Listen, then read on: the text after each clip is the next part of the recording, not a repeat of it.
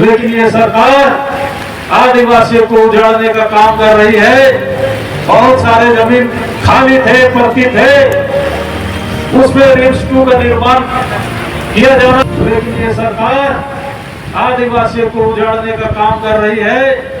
बहुत सारे जमीन खाली थे, पड़ती थे, उसमें रिम्स 2 नगड़ी में रिम्स 2 का जो बनने की बात चल रही, उसके लेकर के आदिवासी समाज लगातार विरोध कर रहे हैं। उसी विरोधाभास में एक देव कुमार धान भी जो है, जो उनके साथ दे रहे हैं, लेकिन इनसे जानना चाहेंगे कि जोहार। चलिए, आपको भी बहुत बहुत जोहार। दादा, रिम्स 2 बन रहा है, इलाज होगा, नौकरी मिलेगा, आप लोग तो विरोधी बने हैं। नहीं, हम लोग विकास के विरोधी नहीं है भाई साहब। आप मेरे साथ चलिए प्रखंड का स्वास्थ्य केंद्र में आप चलिए, सदर हॉस्पिटल में चलिए, 24 जिला घूमिए और यहाँ के रिम्स 1 में चलिए, क्या हालत है। राज्य सरकार पहले प्रखंड स्तर का स्वास्थ्य केंद्र को, सदर हॉस्पिटल को और रिम्स 1 को पहले ठीक करे, उसके बाद जो है वो रिम्स 2 बनाने के लिए सोचे। क्योंकि रिम्स 2 इसलिए बनाना है, इसको स्वास्थ्य से कोई लेनी देनी नहीं है। रिम्स 2 बनाने में वहाँ हजारों करोड़ का बजट है, तो उसमें आपको स्वास्थ्य मंत्री को और मुख्यमंत्री को दोनों को कमीशन मिलने वाला है। इसीलिए ये रिम्स 2 की बात कर रहे हैं। ये आदिवासियों के यहाँ के जो खतियानी गैर आदिवासियों के स्वास्थ्य के लिए नहीं कर रहे हैं, इसको आप पहले बात समझिए। दादा, गलत बात आप बोल रहे हैं। आदिवासी मुख्यमंत्री है, उनके बाप जो है हितैषी रहे, आदिवासियों को जल जंगल जमीन का लड़ाई किए हैं, हक अधिकार दिला रहे हैं, और आज उनको आप दोषी ठहरा उनके बेटा को। गलत बात है कि मंत्री पुत्र कभी धरती पुत्र नहीं होता, इसको पहले बात आप समझिए। शिबू सोरेन जरूर आदरणीय रहे हैं, उनको हम लोग सम्मान देते हैं, लेकिन उनका बेटा का क्या योगदान है झारखंड बनाने के लिए? कोई योगदान है हेमंत का?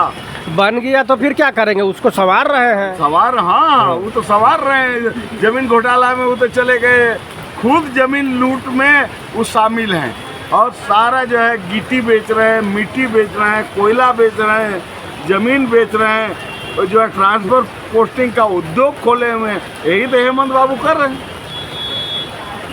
मतलब विकास नाम का जीरो आप बता रहे हैं। भैया, आप तो पत्रकार हैं, आप ही बताइए कि 10.5 साल से इंडिया गठबंधन की सरकार है, एक भी हमको नमूना बता दीजिए जो यहाँ के किसानों के लिए कुछ किए हों, यहाँ के छात्रों के लिए कुछ किए हों, यहाँ के मजदूरों के लिए कुछ किए हों।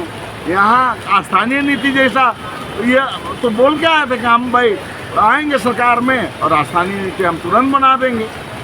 अब तो सरकार 2 हो गया, लेकिन अभी तक विधानसभा में ही दोनों बात बोलते हैं, नहीं विधानसभा 32 यहाँ लागू नहीं हो सकता, और वोट लेने के लिए बोलेगा कि हम 32 का खतियान लागू करेंगे।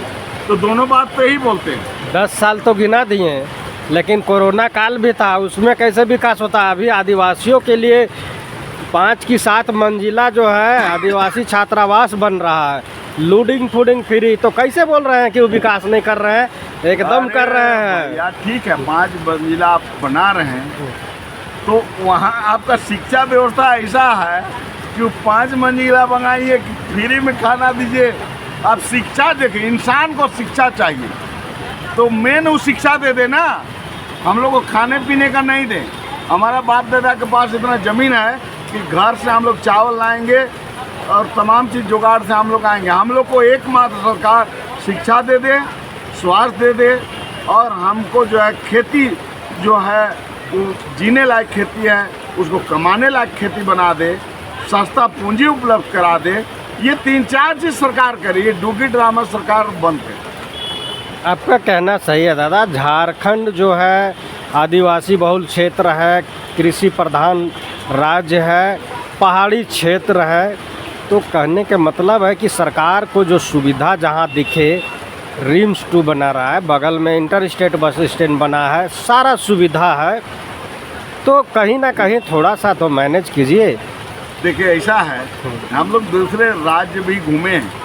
अब हैदराबाद चाहिए, वहाँ से मेन टाउन से 40 किलोमीटर दूर है एयरपोर्ट। यहाँ के जो कार्यपालिका और विधायिका है, ये लोग चाहता है 5 किलोमीटर के रेडियस में ही सारा हम कर दें। ये चलने वाला नहीं है। आपको रिम्स 2 बनाना है तो रिम्स के ज़मीन ही 200 एकड़ ज़मीन है खाली। रामेश्वर राव के घर के बगल में, वहाँ आप क्यों नहीं बनाते हैं? HEC का ज़मीन खाली है, वहाँ बना लीजिए। खेलगांव की तरफ ज़मीन खाली है, वहाँ बना लीजिए। तो वहाँ किसान को खेती जो ज़मीन को लेने का क्या ज़रूरत पड़ी? तू तो बोल रहे पहले से लिया हुआ है, 58 में यूनिवर्सिटी के नाम से अधिकृत है। हम लोग तो अभी इस सूचना के अधिकार में हमारा भाई लोग कृषि विश्वविद्यालय, बिरसा कृषि विद्यालय से RTI के माध्यम से सूचना मांगा है कि भाई नगरी में आपका कितना ज़मीन है? बोलता है मेरा एको ज़मीन है। तो आप किस आधार से बोल रहे हैं कि वो ज़मीन अधिग्रहण है? सरकार के पास तो कोई डाटा नहीं है। अब आप गए होंगे तीर कमान बलुआ लेके, टांगी लेके, तो देगा, डर से तो बोलबे न करेगा। RTI एक कानून है जिसके एक बड़ा हथियार जो है यूपीए गवर्नमेंट ने दिया था, इसमें कहीं दो मत नहीं है। उसके माध्यम से मांगा गया है, हम लोग कलम से मांगे हैं, तीर और तलवार तो अब जरूरत पड़ेगा हम लोग को नगरी में। अगर हेमंत बाबू जबरदस्ती चढ़ेंगे तब तो तीर और कमान और तलवार निकालना ही पड़ेगा, चाहे हम चाहे तुम। छोड़िएगा नहीं। सवाल है नहीं, जान दे देंगे लेकिन ज़मीन नहीं देंगे। हमारा बाप दादाओं ने अपना कुर्बानी दिया है, अपना जान दे दिया, तब हमारे लिए ये ज़मीन बना है, CNT बना है। लेकिन इस राज्य में दुर्भाग्य ये है भाई साहब कि यही जल जंगल ज़मीन की रक्षा करने वाली की बात करने वाला अगुआ राज CNT कानून के रहते, आदिवासी मुख्यमंत्री के रहते, जितना ज़मीन का लूट रघुवर सरकार में नहीं हुई उतना ज़मीन का लूट हो रही है और भ्रष्टाचार उतना अधिक हो रहा है। तो हम इसको कैसे माने कि ये हमारा सरकार? विधायक भी लोकल है, वो भी कहना है कि एकदम पैसा मिला है और जिसको नहीं मिला है 2013 के अनुसार पैसा दे लेंगे तब चढ़ने देंगे, चाहे कोई सरकार हो या कुछ हो। जनता सर्वोपरि है, जनता के साथ हम हैं। देखिए, विधायक जी खड़ा नहीं होंगे तो पेंशन भोगी हो जाएंगे, आगे तो वो आएंगे नहीं। ये मान लीजिए कि इस राज्य में 28 तो ST सीट है और 2 ऐसे 30 आदिवासी विधायक हैं। उसमें हम लोग एक विधायक को बोलते हुए देख रहे हैं जो गए थे बाबूलाल मरांडी, कि बोले कि नहीं हम जनता के साथ खड़े।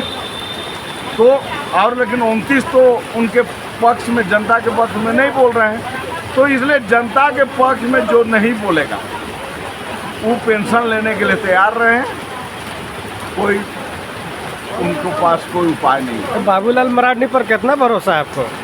देखिए, हम लोग को बहुत राजनीतिक पार्टी पर तो बहुत भरोसा नहीं है, क्योंकि 14 साल तक BJP का भी यहाँ सरकार रहा है। लेकिन देखिए, समय में कोई काम आ जाए तो उसको तो मानना पड़ेगा, है ना। अगर आज वो हमारे साथ खड़े होंगे तो निश्चित है कि उनको तो मानना पड़ेगा। तो सुरेश बैठा वहाँ गए थे, नगरी गांव में बैठे जनता के साथ, विस्थापित के साथ। ज़्यादातर लोगों ने बोला कि हाँ पैसा ले लिए हैं, कुछ लोगों का बाकी है, तो दिलाने का काम करेंगे, उसके बाद जो है इंक्वायर होगा।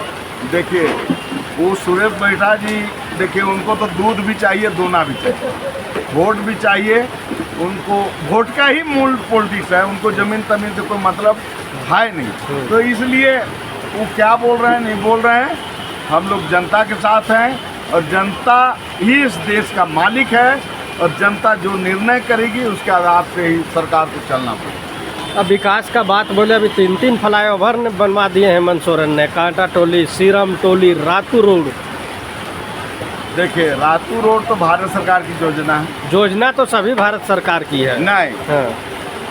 रातू रोड फ्लाईओवर जो है गडकरी जी का विभाग ने पैसा दिया है, NH ने, ठीक है। और वे 2 आपको फ्लाईओवर है वो स्टेट गवर्नमेंट ने बनाया। तो ये फ्लाईओवर जो है बनाए, अच्छी बात है, हम लोग विकास की विरोधी नहीं है। तो क्या फ्लाईओवर से हमारा पेट भर जाएगा? ये फ्लाईओवर ही इस राज्य का मॉडल होगा विकास का, कि किसान 60% लोग किसान हैं इस राज्य में, उनके लिए आपने क्या किया है? हमको जवाब आप दीजिए। यहाँ 40% जुआ है, उसके लिए आपने क्या किया है? जवाब दीजिए। हमारी महिलाएं हैं, उनके लिए आपने क्या किया है? वो लोग मजबूरी में हड़िया और दारू बेच रही है, उसको रोजगार दीजिए और उसे हटाइए। तो उसके लिए तो कोई योजना आप बनाए नहीं। शुरुआत किए हैं ना दादा, 2500 रुपया महीना दे रहे हैं युवाओं के लिए। मनरेगा में पैसा बढ़ा दिए हैं। जो लोग वयस्क हैं, अब शिक्षा के लिए इतना इतना तो स्कूल कॉलेज, अब तो और भी तरह का जो है वो फैसिलिटी दे रहे हैं। हाँ, तो हम तो आपको पहले बताया ना कि भाई मिडिल स्कूल जाइए तो खिचड़ी मिलेगा, और यहाँ कॉलेज जाइए तो डिग्री मिलेगा, शिक्षा तो मिलना नहीं है। यहाँ हॉस्पिटल प्रखंड का हॉस्पिटल में जाइए तो वहाँ भवन मिलेगा, एक तो डॉक्टर नहीं मिलेगा। सदर हॉस्पिटल चलिए वही हाल है। तो इनका मॉडल तो यही है, बस जमीन, आपको ज़मीन कैसे बेचना है, गिट्टी कैसे बेचना है, मिट्टी कैसे बेचना है, कोयला कैसे बेचना है, ट्रांसपोर्ट पोस्टिंग का उद्योग कैसे चलाना है, इतना ही तो इन्होंने सीखा है। और जनता के लिए तो कुछ सीखा नहीं। इसलिए जनता को हम लोग जागरूक कर रहे हैं, और आने वाला समय में ऐसे जो मुख्यमंत्री हैं, चाहे ऐसे मंत्री हैं, चाहे ऐसे विधायक हैं जो निकम्मे हैं, उनको हम लोग जो है, चाहे वो कोई पार्टी का हो, उनको हम लोग मजबूर करेंगे कि भाई मेरे मॉडल पर आपको इस राज्य का विकास करना होगा। क्योंकि इस राज्य को बनाने में बहुत लोग को अपना कुर्बानी दिया है, तो इसलिए हम लोग जो है व्यर्थ नहीं जाने देंगे। दादा, काफ़ी लोग उलझा रहे हैं, आदिवासी समाज ही सरकार को उलझा रहे हैं। कुछ लोग जो है उधर का सपोर्ट करते हैं, कुछ लोग इधर का सपोर्ट करते हैं, कुछ लोग हिंदू हैं, कुछ लोग हिंदू नहीं हैं। आखिर वो किधर जाएं, किनको बात सुने? देखिए, आदिवासी हिंदू कैसे है, अब बहस करा दीजिए। जो हिंदू कहने वाले से, आरएसएस वाले से बहस करा दीजिए कि हम कैसे हिंदू हैं, वो हमको साबित करके बताएं। और कैसे हम हिंदू नहीं हैं हम बताएंगे। हम दो चार लाइन इस पर कहना चाहते हैं। आप हिंदू हमको मानते हैं तो बेटी रोटी का संबंध क्यों नहीं करते?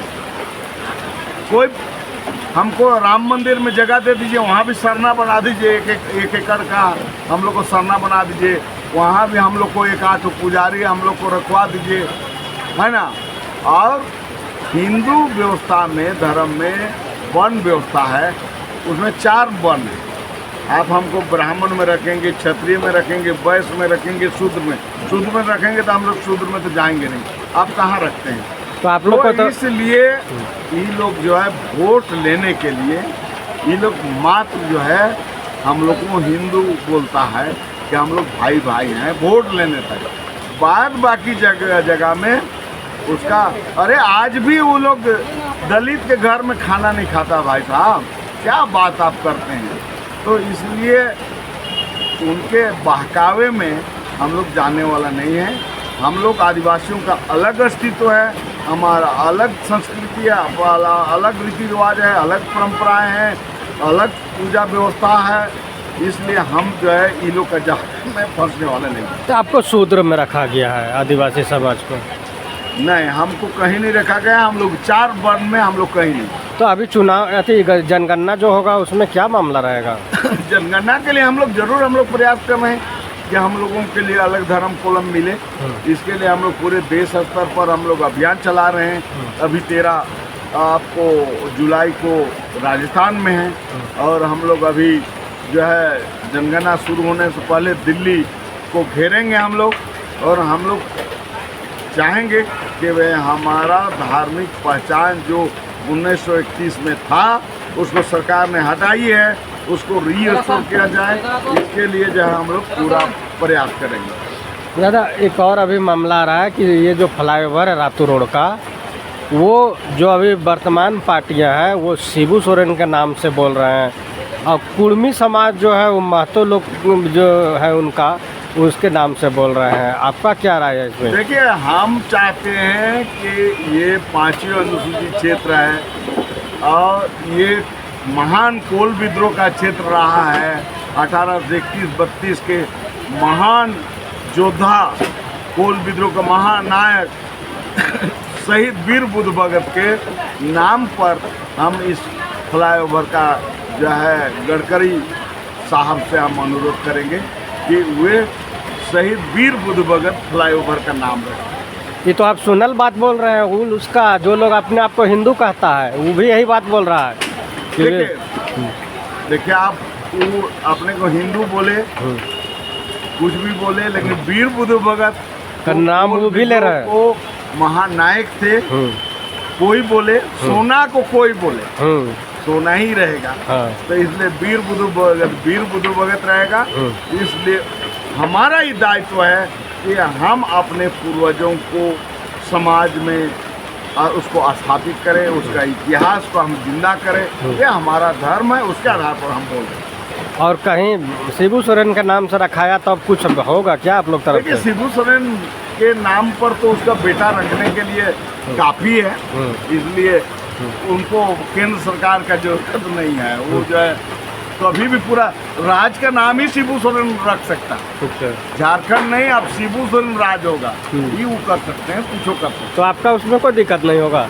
अब वो भाई उनको पावर में है, वो तो कुछ कर सकते हैं। तो हमारे मैंने कहने और नहीं कहने से क्या अंतर होगा। तो ये थे हमारे साथ देव कुमार धान, जिन्होंने विभिन्न विषयों पे बोले और काफ़ी लगातार मुखरता से आवाज़ उठाते हैं आदिवासियों के लिए। देखना होगा कि रिम्स 2 का जो चल रहा है वो आगे कहाँ तक जाएगा और सरकार उसके लिए क्या निराकरण निकालती है बीच में। चला